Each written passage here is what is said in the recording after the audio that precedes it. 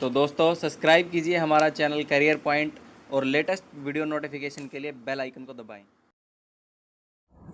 Hello friends, कैसे हो आप सभी। कैरियर पॉइंट में आप सभी का स्वागत है। मैं अंशुल आज आपका स्वागत करता हूं। सिटीजनशिप के जो सेकंड पार्ट है उसमें स्वागत करता हूं। तो जैसा कि आप सभी जानते हैं कि हम पॉलिटी के लेक्चर सीरीज कर रहे हैं, तो उसमें हमने कल पढ़ा था सिटीजनशिप का इंट्रोडक्शन। आज हम पढ़ने वाले हैं कैसे सिटीजनशिप जो है एक्वायर की जा सकती है, कैसे उसको मतलब ग्रहण किया जा सकता है, किसी को नागरिकता कैसे मिल सकती है, उसके बारे में कौन से आर्टिकल में कौन से जो पार्ट है उसमें दिया गया है, तो उसके बारे में हम पढ़ने वाले हैं आज। तो आपको जल्द ही कल, आज या कल में ही क्या मिल जाएगा आपको, नई जो हम लेक्चर सीरीज़ लेकर आ रहे हैं, एक नए जो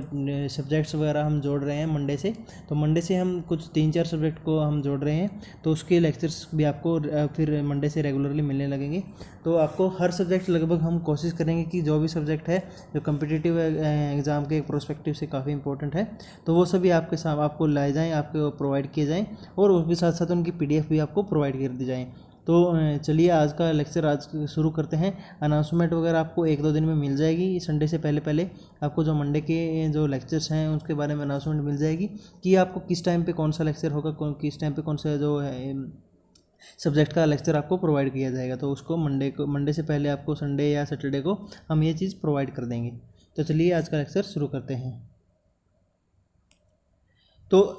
कैसे कैसे तरीके, क्या क्या तरीके हैं मतलब सिटीजनशिप है जो नागरिकता है वो एक्वायर करने के। तो इसमें क्या है कि जो a person born in India, तो एक कोई भी पर्सन है जो बोर्न इन इंडिया है बिटवीन 26 जनवरी 1950 और 1 जुलाई 1987। तो क्या है कि मतलब 26 जनवरी 1950 से लेकर के 1 जुलाई 1987 तक का जो भी टाइम है, उसमें जो भी मतलब पैदा हुआ है इंडिया में पैदा हुआ है, उसको क्या होगा, it is a citizen of India by birth irrespective of nationality of his parents. तो मतलब इससे फ़र्क नहीं पड़ता कि उसके पेरेंट्स कौन से देश के नागरिक थे, कौन से देश के नहीं थे। अगर वो 26 जनवरी 1950 से लेकर के 1 जुलाई ऑफ 1987 तक वो इंडिया में पैदा हुआ है, तो वो इंडिया को क्या होगा, उसको इंडिया को सिटीजनशिप उसको मिल जाएगी। तो ये कंडीशन, पहली कंडीशन है बाय बर्थ की। तो बाय बर्थ में क्या कहा गया है, तो मतलब इसमें नेक्स्ट कहा गया है कि a person born in India on or after 1 July 1987। तो मतलब ये तो हो गया कि बात 26 जनवरी से लेकर के जो 1 जुलाई 1987 है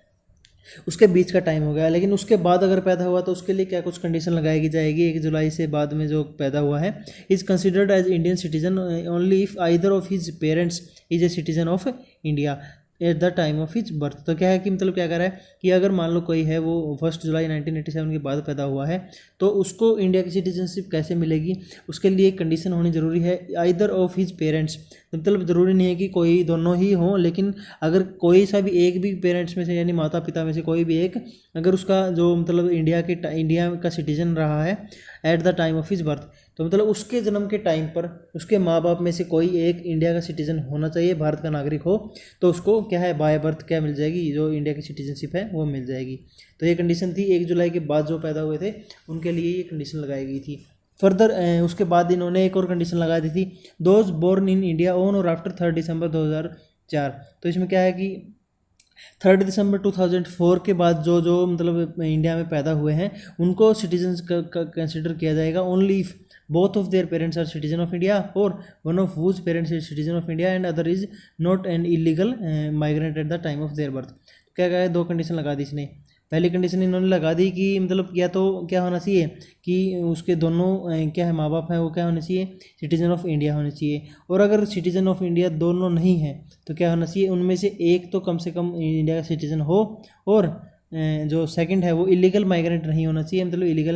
इलीगली वो इंडिया में नहीं आया हो, वो लीगली आया हो। अगर मान लो बाहर से है तो भी लीगली आया है तो उसको क्या मिल जाएगा, उसको नागरिक न मान दिया जाएगा, उसको जो भी 3 दिसंबर 2004 के बाद इंडिया में पैदा हुआ है। तो नेक्स्ट इसमें कहा गया children of foreign diplomats posted in India and enemy aliens can not acquire Indian citizenship by birth. तो ये कंडीशन क्या है, जो फॉरेन डिप्लोमेट है यानी कि जो एक तरह से राजदूत वगैरह हैं, राजनयिक है, विदेशी राजनयिक हैं, उनके बच्चों के ऊपर, और जो दुश्मन एलियन है उनसे जन्मे हुए जो बच्चे हैं इंडिया में, उनके ऊपर ये कंडीशन लागू नहीं होती, तो उनको क्या नहीं मिलेगी, इंडिया सिटीजनशिप बाय बर्थ नहीं मिल सकती।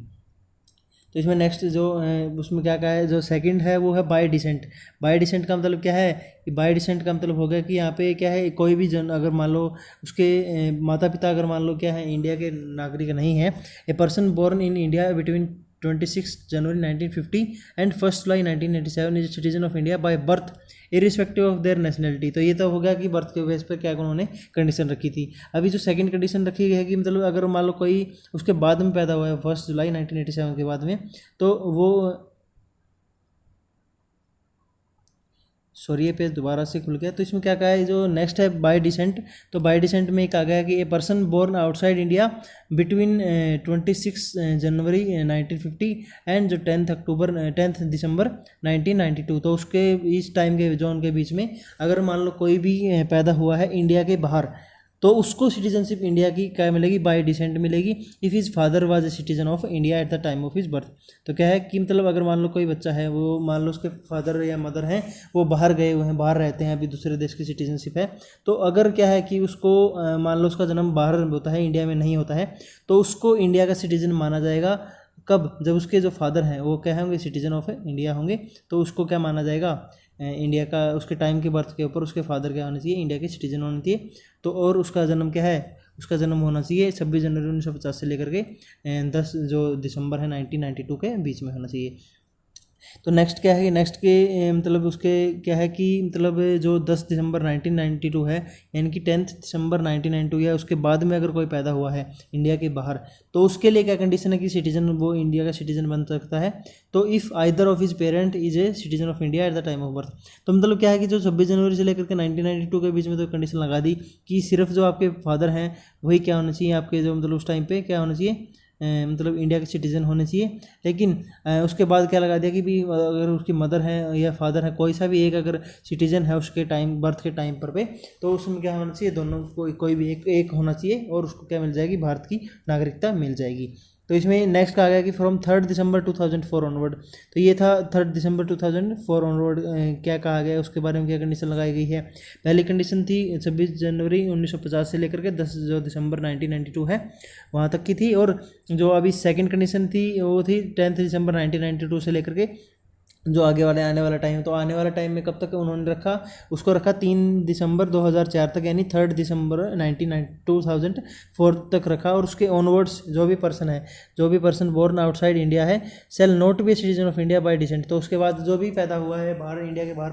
पैदा हुआ है, वो इंडिया का सिटीजन नहीं होगा। क्यों नहीं होगा, अनलेस ही, कब तक नहीं होगा, जब तक उसके जो माता पिता हैं एक तरह से जो एक क्या है, जो unless he birth is registered as an Indian consulate within 1 year of the date of birth. तो क्या है कि उनका ज़रूरी कंडीशन क्या है कि जो इंडियन कंसल्टेट है, यानी कि अगर मान लो कोई यूएस में पैदा हुआ है, तो इंडिया की जो एम्बेसी है वहाँ पे कंसल्टेट है इंडिया की जो यूएस में, तो उसमें उनको रजिस्टर करवाना पड़ेगा उसके बर्थ को। और कम से कम क्या है 1 साल का उनके पास विद इन 1 ईयर का जो टाइम होगा, तो उसके अंदर उनको क्या करवाना पड़ेगा, जो बर्थ है उसका डेट ऑफ बर्थ का जो सर्टिफिकेट एक तरह से वहाँ पर जमा करवाना पड़ेगा, ताकि क्या है उसके वो इंडिया का सिटीजनशिप वो एक्वायर कर सके, और with the permission of central government after the expiry of the set period. और अगर मान लो कोई 1 साल का टाइम भी निकल गया उसमें, अगर वो रजिस्टर नहीं करवा पाया इंडियन कंसल्टेंट में, उस देश के कंसल्टेंट में,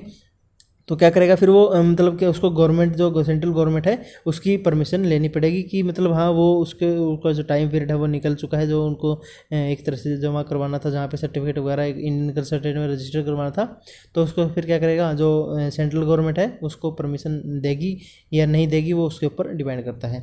An application for registration of birth at the birth of minor child to an Indian consulate shall be accompanied by undertaking in written from the parents of such minor child. तो क्या है कि मतलब minor child है कोई, अगर मान लो क्या है कि जो मतलब पैदा हुआ है, एप्लीकेशन उसको रजिस्टर करना है, जैसे कि पिछले पॉइंट में दिया गया था कि 2004 के बाद के जो भी जिसका भी बर्थ होगा बाहर होगा इंडिया के बाहर, तो उसको इंडियन कंसल्टेट में रजिस्टर करवाना पड़ेगा अपना बर्थ। तो वो अगर माइनर चाइल्ड है, क्योंकि उन टाइम 1 साल का है, तो उसके माँ बाप ही ऑब्वियस सी बात है उसको रजिस्टर करवाएंगे, क्योंकि वो 1 साल का बच्चा तो अभी अपने आप जाकर रजिस्टर वहाँ पर नहीं कर सकता। तो इसमें क्या करेगा कि जो माइनर चाइल्ड है उसके बर्थ के बाद जो उसके अकम्पनीड बाय अंडरटेकिंग एक जारी करनी पड़ेगी, उसके पेरेंट्स के उसके साइन वगैरह होंगे, और that he she does not hold the passport of another country, और उसके पास उस टाइम पर दूसरे किसी भी देश का मतलब क्या नहीं होना चाहिए, पासपोर्ट नहीं होना चाहिए। तो उसको क्या इस जो रजिस्ट्रेशन है उसका कर लिया जाएगा और उसको इंडिया की सिटीजनशिप दे दी जाएगी। Further a minor who is a citizen of India by virtue of descent and is also citizen of any other country shall cease to be a citizen citizen of India if he does not renounce the citizenship और nationality of another country within 6 months of is attaining full age. तो क्या है कि मतलब उसकी full age का मतलब क्या हो गया कि उसको मतलब जो नागरिकता क्या है, जो अगर मान लो कोई भारत के लिए रजिस्टर्ड है और उसको क्या है सिटीजन ऑफ इंडिया डिसेंट के थ्रू उसको मिल चुका है, लेकिन वो क्या है किसी और देश का भी क्या है सिटीजन है, तो उसको क्या करेगा, वो उसकी इंडिया की सिटीजनशिप है, इंडिया की जो नागरिकता है वो उसकी छीन ली जाएगी अगर उसने जो क्या है उसने खुद ही जो सिटीजनशिप है दूसरे देश की नेशनैलिटी है वो खुद ही 6 महीने के अंदर अंदर क्या नहीं कर लेता, अपनी फुल एज अटेन करने से। फुल एज का मतलब यहाँ पे क्या हो गया 18 ईयर्स की जो एज है, तो वो एक्वायर करने से पहले अगर वो मतलब उसके एक्वायर करने से 6 महीने पहले, मान लो कि अभी दिसंबर में उसको वो क्या हो जाएगा जो फुल एज है वो अटेन कर लेगा, तो उससे पहले यानी कि जून से पहले उसको क्या करना पड़ेगा, जो वहाँ की नागरिकता है उसको छोड़नी पड़ेगी अगर उसको भारत का नागरिक बने रहना है तो नेक्स्ट पॉइंट में पढ़ते हैं। नेक्स्ट पॉइंट क्या है कि जो नेक्स्ट है बाय रजिस्ट्रेशन। तो रजिस्ट्रेशन के थ्रू कैसे कोई मतलब क्या कर सकता है, इंडिया का जो नागरिक है वो बन सकता है। तो सेंट्रल गवर्नमेंट में register as a citizen of India any person, तो किसी भी पर्सन को सेंट्रल गवर्नमेंट क्या कर सकती है, इंडिया का जो सिटीजन है उसकी तरह उसको रजिस्टर कर सकती है। Not being an illegal migrant, तो इलीगली क्या है जो अवैध प्रवासी नहीं होना चाहिए, इलीगल माइग्रेंट नहीं होना चाहिए। तो if he belongs to any of the following category, तो क्या है कि ये 4 कैटेगरी दी गई हैं ABCD, तो इन कैटेगरीज में से अगर कोई पर्सन बिलोंग करता है तो सेंट्रल गवर्नमेंट उसको क्या कर देगी कि मतलब रजिस्टर कर देगी as a citizen of India. Any person, कोई भी पर्सन हो उसको मतलब ये है अगर वो अवैध प्रवासी नहीं है, इलीगली वो इंडिया में नहीं आया है तो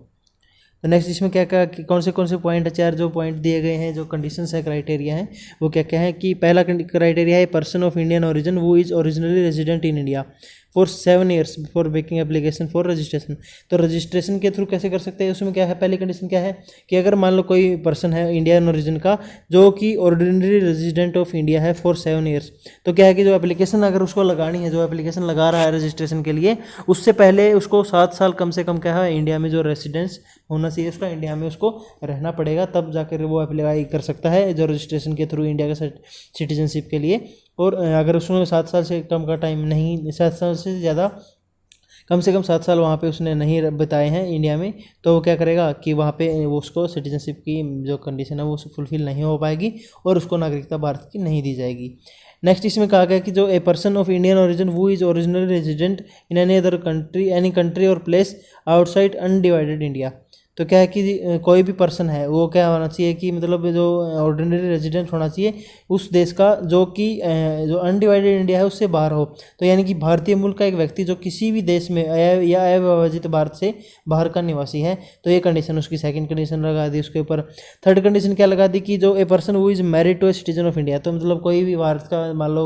नागरिक है उससे किसी की शादी हो चुकी है and is ordinary resident in India for 7 years before making application to the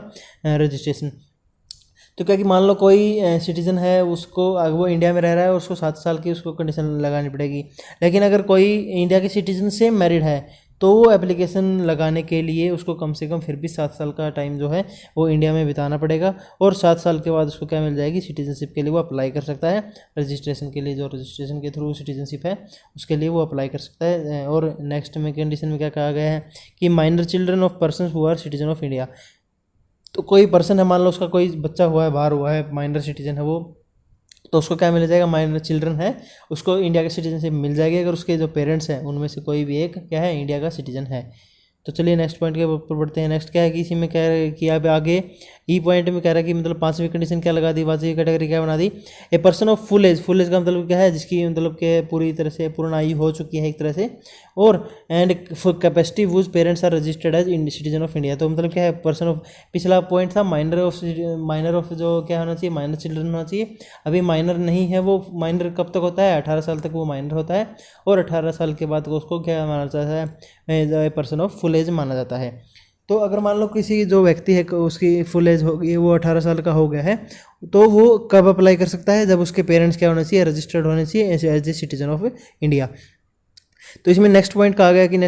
गया कि जो a person of full age and capacity वो और either of his parents was earlier citizen of India independent India and is ordinary resident in India 12 months और immediately before making an application for registration. तो क्या है कि इसमें क्या कहा कि मतलब अगर मान लो कोई 18 साल का व्यक्ति हो, 18 साल का हो गया है और क्या है कि उसको फुल कैपेसिटी है, फुल एज है उसकी, तो और उसके जो माता पिता हैं वो या खुद उसके माता पिता में से कोई भी एक क्या होना चाहिए इंडिया में, अगर वो पहले इंडिपेंडेंट इंडिया में रह चुका है, नागरिक रह चुका है इंडिया का एक तरह से, और क्या है कि उसको फिर वो रजिस्ट्रेशन के लिए अप्लाई कर सकता है, सिटीजनशिप के लिए जो क्या है रजिस्ट्रेशन कर सकता है अपना। लेकिन उसको एक कंडीशन अपनानी पड़ेगी, जो 12 मंथ्स है, 12 महीने कम से कम उसको एप्लीकेशन डालने से पहले इंडिया में रहना ही रहना पड़ेगा। तो ये 12 महीने की इसमें कंडीशन लगा दी गई है। नेक्स्ट क्या है कि नेक्स्ट है a person of full age and capacity who has been registered an overseas citizen of India.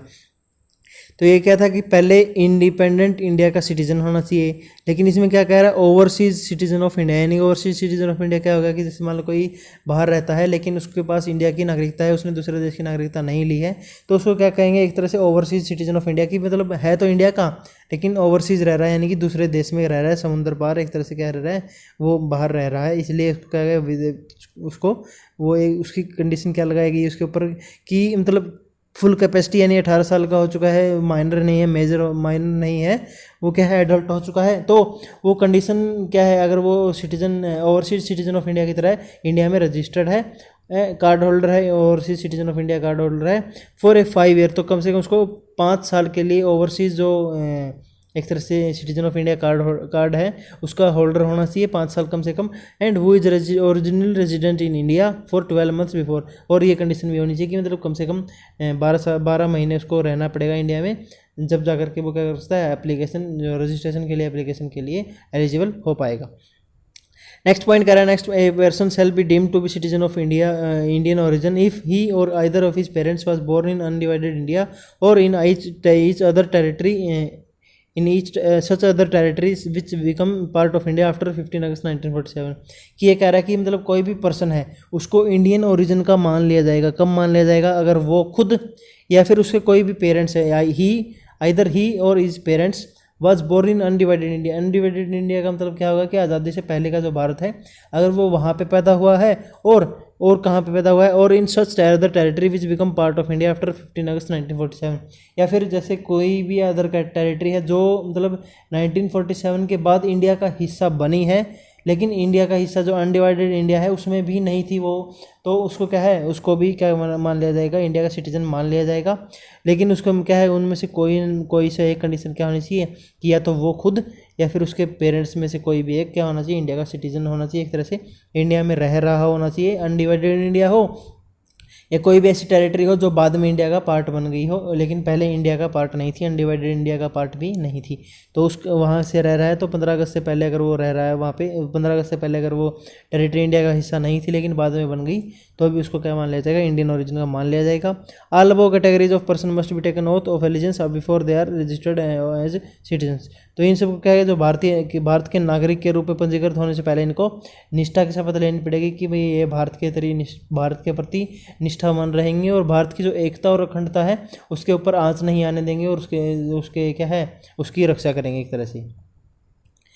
तो नेक्स्ट कंडीशन है बाय नेचुरलाइजेशन। तो नेक्स्ट तरीका क्या है जो मतलब बाय नेचुरलाइजेशन। नेचुरलाइजेशन क्या होगा, सेंट्रल गवर्नमेंट क्या है may grant certificate of naturalisation to any person. तो सेंट्रल गवर्नमेंट किसी को भी नेचुरलाइजेशन के थ्रू क्या कर सकती है, जो सर्टिफिकेट है एक तरह से किसका, सिटीजनशिप का, जो नागरिकता का सर्टिफिकेट है वो दे सकती है। कब, कुछ कंडीशंस लगाई गई हैं, वो कंडीशन क्या क्या है। तो पहली कंडीशन क्या है कि that he is not a subject or citizen of any country where citizens of India are prevented from becoming subject or citizen of India citizen of that country by naturalisation. भाई मतलब ऐसा भी कोई भी देश, जैसे कि मान ले कोई ऐसा देश है जहाँ पे इंडिया के सिटीजन को नेचुरलाइजेशन के थ्रू वहाँ की सिटीजनशिप नहीं दी जाती है, तो उस कंट्री के सिटीजन को इंडिया में भी क्या नहीं मिलेगी, सिटीजनशिप नहीं मिलेगी नेचुरलाइजेशन के प्रोसेस के थ्रू। तो ये कह रहा है कि वह किसी भी देश का विषय या नागरिक नहीं है जहाँ भारत के नागरिकों को प्राकृतिक रूप से उस देश का विषय या नागरिक बनने से रोका जाता है। तो यहाँ पे क्या कह रहा है, कंडीशन लगा दी कि जो भारत के नागरिक हैं, इंडियन सिटीजन को अगर मान लो कोई देश ये कह रहा है कि हम नेचुरलाइजेशन के थ्रू इंडियन सिटीजन्स को अपनी देश की नागरिकता नहीं देंगे, तो उन देश के नागरिकों को भी इंडिया क्या नहीं देगा, उन देश के नागरिकों को इंडिया भी जो नेचुरलाइजेशन के थ्रू क्या नहीं देगा, सिटीजनशिप की जो हक है वो एक तरह से रजिस्ट्रेशन का जो हक है वो नागरिकता लेने का अधिकार वो नहीं देगा उनको भी, जिन देशों में भारत के नागरिकों को ऐसा अधिकार नहीं मिलता है। Second point is that if he is a citizen of any country he undertakes to renounce the citizenship of that country in the event of his application for Indian citizenship being accepted. तो क्या है कि उसको किसको दे दी जाएगी, अगर मान लो कोई नागरिक है वो क्या कर सकता है, तो किसी और देश का नागरिक है और उसने क्या कर दिया कि मतलब वो कह रहा है कि मतलब मैं उस देश की नागरिकता छोड़ दूंगा, तो उस देश की नागरिकता छोड़ने के बाद वो क्या कर सकता है, एप्लीकेशन अपनी भर सकता है इंडिया की जो नागरिकता के लिए और उसको नागरिकता दे दी जाएगी। लेकिन कुछ उसमें भी कंडीशन वगैरह उनके पास रखी जाएंगी। और जो तीसरा पॉइंट है उसमें क्या कह रहा है कि that he has either resided in India or been the service of a government of India or partly the one and partly the other. तो क्या कह रहा है कि मतलब वह या तो भारत में रहता हो, तीसरा प्रोसेस क्या है कि वह या तो भारत में रहता हो या भारत में किसी सरकार, भारत के में एक सरकार की सेवा में है, यानी कि मान लो कोई सेंट्रल गवर्नमेंट में जॉब है यहाँ पे किसी की, या फिर जो स्टेट गवर्नमेंट है वहाँ पे किसी की जॉब लगी हुई है और वो इंडिया में रहता है लेकिन है बाहर का, तो उसको क्या मिलेगा, इमीडिएटली उसको क्या मिल जाएगा, वो आंशिक रूप से मतलब यह एक है और आंशिक रूप से दूसरा, यानी क्या रहा है कि मतलब अगर मान लो कोई बंदा जो मान लो कुछ हिस्सा जो पार्ट टाइम जो इंडिया में करता है इंडिया की सरकार के पास और कुछ पार्ट टाइम जो किसी दूसरे देश की सरकार के पास करता है, तो उसको इंडिया की नागरिकता दे दी जाएगी अगर उसके पास क्या है, सर्टिफिकेट वगैरह है कि मतलब हाँ मैं यहाँ की जो भारत की इंडिया है, कोई भी सरकार है इंडिया में, चाहे वो सेंट्रल गवर्नमेंट हो या फिर स्टेट गवर्नमेंट हो, उसके साथ वो उसके लिए वो सर्विस करता है, उसके साथ सर्विस में क्या है तो उसको क्या है एक 12 महीने की अवधि के लिए मतलब इंडिया में रहना पड़ेगा और उसके बाद वो एप्लीकेशन इसके लिए नेचुरलाइजेशन के लिए डाल सकता है। तो नेक्स्ट क्या है, नेक्स्ट में कह रखा है that during the 14 year immediately proceeding the set period of 12 month. तो क्या है कि मतलब क्या है कि सबको कंडीशन दी जाती है कि 12 महीने का आपको क्या नहीं रहना पड़ेगा, क्या रहना पड़ेगा, इंडिया में रहना ही रहना पड़ेगा आपको एप्लीकेशन डालने से पहले। लेकिन इसमें एक और कंडीशन डाल दी गई है कि मतलब 12 महीने का तो टाइम उन्होंने कह दिया, लेकिन उससे पहले immediately proceeding the said period, तो प्रोसीडिंग का मतलब होगा कि उससे पहले, तो मतलब जो 12 महीने का टाइम है उससे इमीडिएटली पहले के 14 साल होंगे। तो during the 14 years in India either क्या है, he has either resided in India or been in the service of government in India. तो क्या किया, तो वो क्या होना चाहिए, इंडिया में रेसाइड होना चाहिए, यानी कि जो 12 महीने हैं उससे पहले भी 14 साल आ गया तो वो इंडिया में रहना चाहिए, या फिर कोई भी गवर्नमेंट ऑफ इंडिया है, गवर्नमेंट है इंडिया में सरकार में, या फिर स्टेट की हो या सेंटर की हो, तो उसमें वो सर्विस में होना चाहिए कम से कम 14 साल के लिए। वो 12 महीने मतलब एक तरह से इन्होंने 15 साल की क्या कंडीशन लगा दी है ताकि वो नेचुरलाइजेशन के थ्रू क्या कर सके, इंडिया की सिटीजनशिप एक्वायर कर सके। और पार्टली द वन और the other for period amounting the aggregate to not less than 11 year. तो क्या है कि एग्रीगेट क्या होना चाहिए, मिनिमम इसमें एग्रीगेट 11 ईयर से तो कम होना नहीं चाहिए किसी भी कंडीशन के कंडीशन में। तो नेक्स्ट क्या है कि नेक्स्ट कह रहा है इसमें पॉइंट है, ये 5th point is that he is a of good character. तो ये सारी कंडीशन मतलब इकट्ठी हैं कि मतलब ये सारी कंडीशन उसकी चेक की जाएंगी, ए बी सी, सॉरी एक मिनट, तो ए बी सी डी और उसके साथ साथ जो एक तरह से क्या है ई एफ जी, तो ये सारी कंडीशन एक साथ चेक की जाएंगी। ये नहीं कि भी कोई भी एक कंडीशन सेटिस्फाई कर रहा है तो उसको क्या मिल जाएगी, एक तरह से क्या मिल जाएगी, सिटीजनशिप मिल जाएगी। तो यही क्या है जो मतलब रजिस्ट्रेशन वाला है, इसमें भी क्या है ए बी सी डी और क्या है इसके साथ साथ जो ई एफ जी एच है, वो सारी कंडीशन उसको क्या करनी पड़ेगी, सेटिस्फाई करने की पड़ेगी ताकि वो क्या कर रहा है, इंडिया की सिटीजनशिप एक्वायर कर सके। तो इसमें क्या कर रहा है कि जो नेक्स्ट 5th पॉइंट क्या दे रखा है, 5th पॉइंट दे रखा है कि वो he is a good character, यानी कि उसका अच्छा स्वभाव होना चाहिए। ये नहीं कि भी वो मतलब चापलूस है, दूसरों के क्या करता है, चोरी वगैरह करता है, मतलब स्वभाव में गुड करेक्टर का होना चाहिए। नेक्स्ट क्या कर रहा है, he has an adequate knowledge of language specified in 8th schedule to the constitution, यानी क्या कह रहा है जो 8th शेड्यूल है उसमें क्या है 22 भाषाओं का दर्जा दिया गया है इंडिया में कॉन्स्टिट्यूशन में, तो उसमें से 22 में से किसी एक नॉलेज जो भाषा है उसकी नॉलेज उसको होनी चाहिए। 8th शेड्यूल के अकॉर्डिंग कोई भी मतलब एक भाषा का उसको ज्ञान होना चाहिए, पर्याप्त ज्ञान होना चाहिए। Next is that he in the event of certificates of naturalisation being granted to him, तो अगर मान लो उसको जो प्रमाण पत्र है वो दे दी जाते हैं प्राकृतिक रूप से नेचुरलाइजेशन के तरीके से, उसको जो नागरिकता है एक तरीके से दे दी जाती है, he intends to reside in India. तो उसको क्या है, ये नहीं है कि भी सर्टिफिकेट मिल गया, इंडिया की सिटीजनशिप को मिल गई तो फिर क्या है बाहर रहकर भी इंडिया का सिटीजन बना रहेगा, नहीं। उसको क्या करना है, एक कंडीशन है उसको, he intends to reside in India, यानी उसको भारत में निवास करना होगा, उसको भारत में रहना होगा अगर उसको अपनी जो है सिटीजनशिप है वो बनाए रखनी है। तो इंडिया की सिटीजनशिप है, भारत की नागरिकता है, अगर उसको बनाए रखनी है तो इंडिया में इसको रहना ही रहना पड़ेगा। However the government of India में वेव ऑल और any of the above condition for naturalisation. तो क्या कर सकती है जो गवर्नमेंट ऑफ इंडिया है वो या तो कोई भी एक कंडीशन इनमें से जो 7 कंडीशन दे दी गई हैं, या फिर सारी की सारी कंडीशन किसी के वेव ऑफ कर सकती है। वेव ऑफ कर सकती है मतलब क्या हो गया कि यहाँ पे उसको छूट दे दी जाती है कि आप या तो कोई भी एक कंडीशन आपको भी ये वाली कंडीशन आप सेटिस्फाई नहीं कर रहे हो तो भी आपको दे दी जाएगी, या फिर अगर कोई भी कंडीशन सेटिस्फाई नहीं कर रहा है तो भी नेचुरलाइजेशन के थ्रू क्या कर सकती है सरकार उसको सिटीजनशिप दे सकती है किसी पर्सन को। In the case of person who has rendered distinguished service in to the science, philosophy, art, literature, wood, world peace and human process. तो क्या है कि उसको उसने क्या किया होना चाहिए कि मतलब विज्ञान में, दर्शन में, कला में, साहित्य में, विश्व शांति में या मानव प्रगति के लिए कोई विशेष सेवा दी है, विशेष काम किया है, तो उसको क्या कर सकती है इंडिया की सिटीजनशिप जो हमारी सरकार है वो दे सकती है। इसमें क्या कर सकती है वो कुछ कंडीशंस को छूट दे सकती है या फिर सारी भी कंडीशन वेव ऑफ कर सकती है, सभी कंडीशन में छूट दे सकती है ताकि उसको क्या मिल सके इंडिया की सिटीजनशिप क्या नेचुरलाइजेशन के थ्रू दी जा सके। Next is every naturalise citizen must take an oath of allegiance to the constitution of India. तो जो भी नेचुरलाइजेशन के थ्रू इंडिया का सिटीजन बनेगा उसको इंडिया के प्रति, इंडिया के कॉन्स्टिट्यूशन के प्रति एक निष्ठा की शपथ लेनी पड़ेगी कि वो निष्ठावान रहेगा इंडिया के साथ, और जो इंडिया का कॉन्स्टिट्यूशन है उसके लिए भी वो निष्ठावान एक तरह से रहेगा।